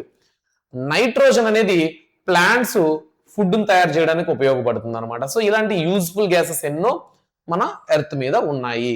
Circulation of fresh water keeps the earth warm. ఈ గ్యాసెస్ అన్ని ఎర్త్ ని కొద్దిగా వెచ్చగా ఉంచుతాయి అన్నమాట. మరి గ్రీన్ హౌస్ ఎఫెక్ట్ అంటే ఏంటి? సూర్యుడి నుంచి భూమి మీదకి ఇలా గ్యాసెస్ వస్తూ ఉంటాయి కదా. ఇప్పుడు the atmosphere traps solar energy. వచ్చే సూర్య కిరణాలని మన అట్మాస్ఫియర్ లో ఉండే గ్యాసెస్ అన్ని పట్టి పెట్టుకుంటాయి. అదే వేరే ప్లానెట్స్ తీసుకో, వచ్చిన సూర్యకిరణాలు అలానే రిఫ్లెక్ట్ బ్యాక్ అవుతాయి, ఎందుకంటే అక్కడ ఎటువంటి గ్యాసెస్ లేవు కాబట్టి. కానీ మన ఎర్త్లో మాత్రమే గ్యాసెస్ ఉన్నాయి కాబట్టి అదేం జరుగుతుందంటే ఆ సూర్యకిరణాలు వచ్చి మన ఎర్త్లోకి ఎంటర్ అయినప్పుడు ఇక్కడున్న గ్యాసెస్ ఆక్సిజన్ కావచ్చు, కార్బన్ డైఆక్సైడ్ కావచ్చు, నైట్రోజన్ కావచ్చు, ఇవన్నీ ఆ గ్యాసెస్ ని ట్రాప్ చేసి పట్టుకుంటుంది. కాబట్టి ఈ వేడి, సూర్యుడు అంటేనే వేడి, ఆ వేడి హీట్ రేస్, సన్ రేస్ అనేది వచ్చినప్పుడు ఇవి ట్రాప్ చేసుకోవడం వల్ల ఎర్త్ కూడా వేడిగా ఉంటుంది అనమాట. ఇక్కడంతా బాగానే ఉంది, ఇదంతా న్యాచురలే. This natural process is called green house effect. ఇక్కడ వరకు మనకి ఏం నెగిటివ్ లే. The atmosphere acts like a light blanket అనమాట అరౌండ్ ద ఎర్త్. అంటే ఆ బ్లాంకెట్ అనేది ఆ వేడి సన్ రేస్ ని పట్టి పెట్టుకుంటుంది అనమాట. Without this earth would be extremely cold. అదే ఈ అట్మాస్ఫియర్ లేకపోతే, ఈ గ్యాసెస్ లేకపోతే మంది కూడా ఒక ఐస్ ప్లానెట్ టైప్ ఉంటుంది, ఎందుకంటే వేడి లేకపోవడం వల్ల. ఓకేనా, డన్. సో ఇలా ఉండంగా ఆంథ్రోపోజెనిక్ గ్లోబల్ వార్మింగ్ అంటే ఏంటి? గ్లోబల్ వార్మింగ్ అంటే ఏందో చూసినాం, పాజిటివే. గ్రీన్ హౌస్ ఎఫెక్ట్ అంటే ఏందో చూసినాం, పాజిటివే. కానీ ఇది జరగాల్సిన ఎక్స్టెంట్ కంటే మరి ఇప్పుడు సూర్యకిరణాలు వస్తున్నాయి, మన ఎర్త్ అట్మాస్ఫియర్ దాన్ని ట్రాప్ చేస్తుంది, ఎర్త్ అందుకే వామ్గా ఉంది, ఇదంతా బాగుంది.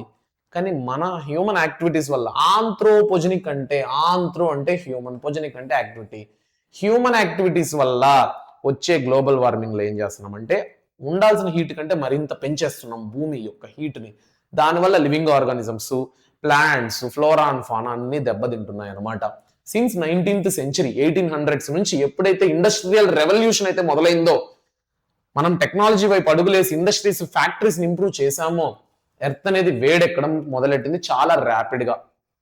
ఓకేనా, slowly over long periods the current warming is very fast. ఒకప్పుడు స్లోగా వేడెక్కుతా ఉంటే ఇప్పుడు ఈ సంవత్సరం నమోదయ్యే టెంపరేచర్ కంటే నెక్స్ట్ ఇయర్ మరింత ఎక్కువ టెంపరేచర్ అనేది నమోదవుతుంది అనమాట, చాలా ఫాస్ట్ గా.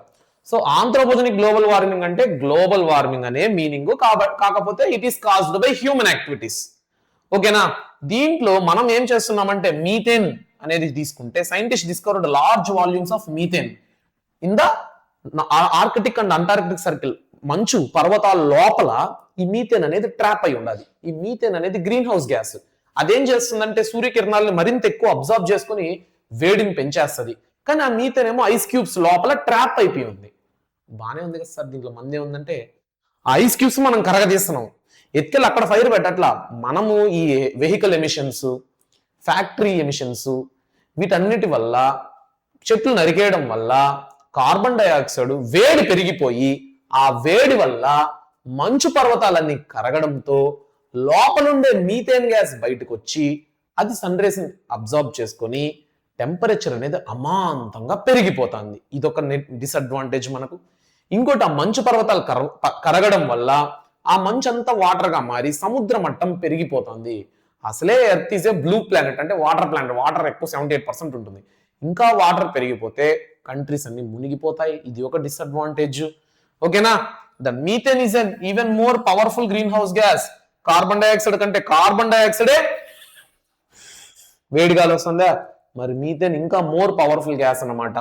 So disturbance in the earth heat balance. దీనివల్ల ఏం జరుగుతుందంటే ఎర్త్ హీట్ బ్యాలెన్స్, సూర్యకిరణాలు ఎంత వస్తున్నాయి, ఎంత వేడెక్కుతుంది, ఎంత రిఫ్లెక్ట్ అవుతుంది, ఇవంతా ఎఫెక్ట్ అవుతుంది అనమాట మన మనుషుల వల్ల, మనం చేసే పనుల వల్ల. So anthropogenic global warming causes changes in the heat distribution system. Normally atmospheric and oceanic circulations balance heat అనమాట. అంటే అట్మాస్ఫియరిక్ సర్క్యులేషన్ కావచ్చు, ఓషానిక్ సర్క్యులేషన్స్ కావచ్చు, ఇవంతా బ్యాలెన్స్ చేస్తుంది హీట్ ని. కానీ హ్యూమన్స్ దాన్ని డిస్రప్ట్ చేస్తున్నారు.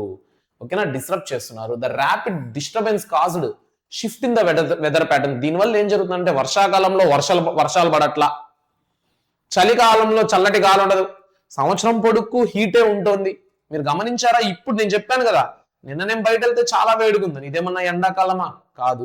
కానీ ఎండాకాలంకి, సమ్మర్ సీజన్ కి ఏ మాత్రం తీసిపోనంత ప్రెషర్ అనేది నాకు అక్కడ వచ్చింది అనమాట. ఓకేనా, that is the thing. So short term weather changes అనేది ఇది లాంగ్ టర్మ్ క్లైమేట్ చేంజ్ గా మారుతుంది. ఇప్పుడు వచ్చే ఈ గ్రీన్ హౌస్ గ్యాసెస్ వల్ల లాంగ్ టర్మ్ క్లైమేట్ అనేది కూడా మారిపోతుంది. ఓకేనా, సో దీనికి మనం ఏం చేసుకోవాలంటే, మన ప్రపంచంలో ఉండే దేశాలన్నీ, డెవలప్డ్ కంట్రీస్ అన్ని inter governmental panel on climate change అనేసి ఒక ఇంటర్నేషనల్ ఆర్గనైజేషన్ ని క్రియేట్ చేసింది. ఇదేం చేస్తుందంటే it is an international body, it has several global conferences, చాలా కంట్రీస్ దీంట్లో మెంబర్స్, చాలా మీటింగ్స్ కండక్ట్ చేసి గ్రీన్ హౌస్ గ్యాస్ ఎమిషన్స్ ని ఎలా తగ్గించాలి, ప్రపంచ దేశాలు ఈ గ్రీన్ హౌస్ గ్యాస్ ఎమిషన్స్ అంటే ఫ్యాక్టరీస్ వల్ల, వెహికల్స్ వల్ల, డెవలప్మెంట్ వల్లే కదా, చెట్లు నరకడం వల్ల వస్తుంది, మనం వీటన్నిటిని తగ్గించాలి అనేసి డిస్కషన్స్ అన్నమాట. కానీ ఇక్కడ ఒక కాంట్రవర్సీ ఏంటంటే డెవలపింగ్ కంట్రీస్ ఏవైతే ఇప్పుడు మెల్లమెల్లగా డెవలప్ అవుతున్నాయో ఫాజిల్ ఫ్యూయల్స్ ని ఎక్స్ట్రాక్ట్ చేసుకోవడం వలన, ఫ్యాక్టరీస్ వలన, వీళ్ళు ఏం వాదిస్తారంటే డెవలప్డ్ కంట్రీస్ కొన్ని సంవత్సరాలకు ముందు మీరు ఇవన్నీ చేసి ఇప్పుడు డెవలప్డ్ కంట్రీ అయినారు, ఇప్పుడు మీరు వచ్చి ఎర్త్ వేడెక్కిపోతుంది, తగ్గించాలి తగ్గించాలి అంటే మేము ఎలా డెవలప్ అవ్వాలి అనేసి డెవలపింగ్ కంట్రీస్ ఆర్గ్యూ చేస్తున్నాయి. డెవలప్డ్ కంట్రీస్ దానికి ఏం సమాధానం చెప్పాలి తెలియక చాలా సార్లు inter governmental panel on climate change లో కాన్ఫరెన్సెస్ అనేది ఫెయిల్యూర్ అయినాయి. కానీ రీసెంట్ ఇయర్స్ లో ఏం జరుగుతుందంటే డెవలప్డ్ కంట్రీస్ డెవలపింగ్ కంట్రీస్ కి ఫండ్స్ ఇవ్వాలి, ఇది ఒక ఆమోదనకు వచ్చారనమాట. డెవలప్డ్ కంట్రీస్ కొద్దిగా అమౌంట్ ని ఫండ్ గా పెట్టుకొని ఏ డెవలపింగ్ కంట్రీస్ అయితే నిజంగా ఎమిషన్స్ తగ్గించుకుంటున్నాయో వాళ్ళ డెవలప్మెంట్ కి డిస్ట్రప్షన్ రాకుండా ఫండ్స్ అనేది వాళ్ళకి ప్రొవైడ్ చేయాలన్నమాట. ఇంకోటి, ఎంత amount of carbon dioxide release చేస్తున్నాం, దానికంటే ఎక్కువ రిలీజ్ చేస్తే ఒక సెట్ బెంచ్ మార్క్ పెట్టుకొని ఒక్కొక్క కంట్రీకి దానికంటే ఎక్కువ రిలీజ్ చేస్తే ఫైన్ కట్టాలి, ట్యాక్స్ కట్టాలి అన్నట్టు దేశాలు వాళ్ళకు వాళ్ళు రూల్స్ అండ్ రెస్ట్రిక్షన్స్ పెట్టుకుంటున్నారు అనమాట to control green house effect, global warming ని తగ్గించడానికి, ఈ హీట్ ని తగ్గించడానికి. 2015 ప్యారిస్ అగ్రిమెంట్ లో కూడా హిస్టారిక్ అగ్రిమెంట్ అనేది వాళ్ళు పెట్టుకున్నారు. ఏంటంటే ప్రతి సంవత్సరం మనం 2 degrees టెంపరేచర్ ని తగ్గించాలి.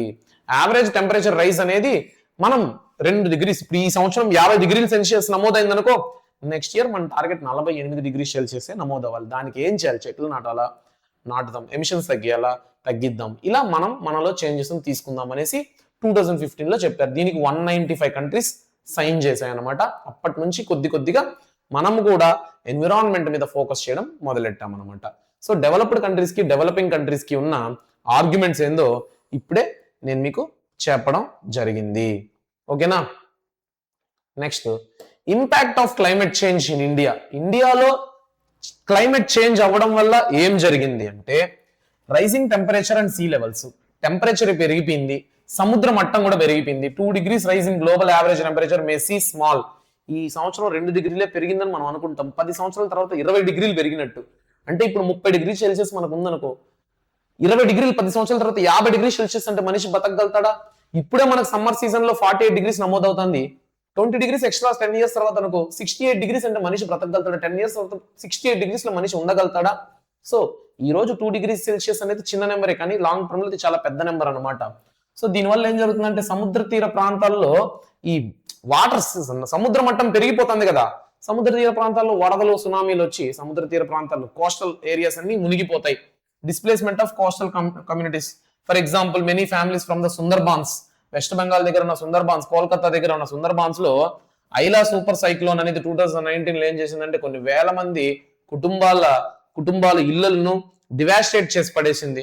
About 700 people become homeless. March 30 ఆ సంవత్సరంలో 700 ఫ్యామిలీలు హోమ్లెస్ గా మిగిలిపోయినాయి అనమాట. వాళ్ళు రిక్షా పుల్లర్స్ గా రోడ్ల మీదకి వచ్చి అసలు నిస్సహాయ స్థితిలో నిలబడాల్సిన పరిస్థితి ఏర్పడింది. సో ఈ తీవ్రతను మనం అర్థం చేసుకొని మనం ఖచ్చితంగా గ్లోబల్ వార్మింగ్ ని తగ్గించాల్సి వస్తుంది. మీకు ఇవంతా పక్కన పెడితే స్లోగన్స్ అనేది అడుగుతారు. So global warming is real, act now, swim later, cool the earth, save hour birth, don't burn the future, stop global warming today. ఇలాగా డిఫరెంట్ గా స్లోగన్స్ మీరు ట్రై చేయొచ్చు, లేదా ఇక్కడ ఉండేవి నేర్చుకోండి, నోట్స్ మీ దగ్గర ఉంటుంది కాబట్టి. అండ్ గ్లోబల్ వార్మింగ్ కి రీజన్, కాన్సిక్వెన్స్, సొల్యూషన్, ఇది కొద్దిగా కొత్తగా ఉంటుంది, నీట్ గా క్లారిటీగా ఉంటుంది చూసుకోండి. డిఫారెస్టేషన్ దానివల్ల కాన్సిక్వెన్సెస్ ఏంది? ఎండలు పెరిగిపోవడం వల్ల, హీట్ పెరిగిపోవడం వల్ల గ్లేషియర్స్ కరిగిపోతాయి. గ్లేషియర్స్ అంటే లార్జ్ ఐస్ బ్లాక్స్. దీనికి సొల్యూషన్ ఏంటి? చెట్లు ఎక్కువ నాటాలి. వెహికల్స్ యూస్, దీని వల్ల ఏం జరుగుతుంది? Increasing the sea level. మళ్ళీ సేమ్, అంటే ఇవన్నీ దీనికి ఇదే కాదు. First main reasons, global warming జరగడానికి రీజన్స్ ఏంటి? Deforestation, vehicles use, chlorofluorocarbons అంటే ఫ్రిడ్జ్ లో ఇలాంటి ఉంటాయి చూడు, ఆ గ్యాసులు, ఏసీలు, ఇండస్ట్రీ డెవలప్మెంట్ లో, అగ్రికల్చర్, ఇవన్నీ ఓవర్ పాపులేషన్ కూడా. దానికి కాన్సిక్వెన్సెస్ ఏంటి? Melting of glaciers, increasing the sea level, submerging coastal areas, ఇలాగా దానికి సొల్యూషన్ ఏంటి? చెట్లు ఎక్కువ నాటాలి, నెక్స్ట్ కొన్ని వెహికల్స్ తగ్గించాలి, limit the use of home appliances like fridge, AC ఇలాంటివి. సో అలాగా this is the thing. End of the day మీరు గుర్తుపెట్టుకోండి, ఇది మామూలుగా గ్లోబ్ వరల్డ్ మ్యాప్. అదే ఆఫ్టర్ ఐస్ మెల్ట్ అయిన తర్వాత చూడండి, ఒకవేళ కంప్లీట్ ఐస్ మెల్ట్ అయిపోయిందంటే మొత్తం యూరోపియన్ కంట్రీస్ ఇవంతా కూడా మునిగిపోతాయి. రష్యా అంతా మునిగిపోతుంది, నార్త్ అమెరికా, సౌత్ అమెరికా మొత్తం వాటర్లో మునిగిపోతుంది. So this is the reality. కాబట్టి మనం దీన్ని గుర్తుపెట్టుకొని మన ప్రయత్నం మనం చేయాలి. ఒక్క చెట్టు నాటుదాం, బర్త్డే వచ్చిందంటే ఒక చెట్టు నాటుదాం, ఓకేనా? ఎవ్రీ ఇయర్ ఒక చెట్టు. ఇలాంటి చిన్న చిన్న యాక్టివిటీస్ మనం చేద్దాము. ఐ హోప్ మీ అందరికీ లెసన్ చాలా సరదాగా, ఇంట్రెస్టింగ్ గా, లైక్ రియలిస్టిక్ గా అనిపించిందని అనుకుంటున్నాను. నెక్స్ట్ చాప్టర్ లో మళ్ళీ కలుద్దాం. మీకు ఈ పీడిఎఫ్ డిస్క్రిప్షన్ లో అండ్ కమెంట్ సెక్షన్ లో ఉంది, మళ్ళీ చెప్తున్నాను, డౌన్లోడ్ చేసుకోండి. Thank you so much. Signing off, Rupesh Puthalapattu.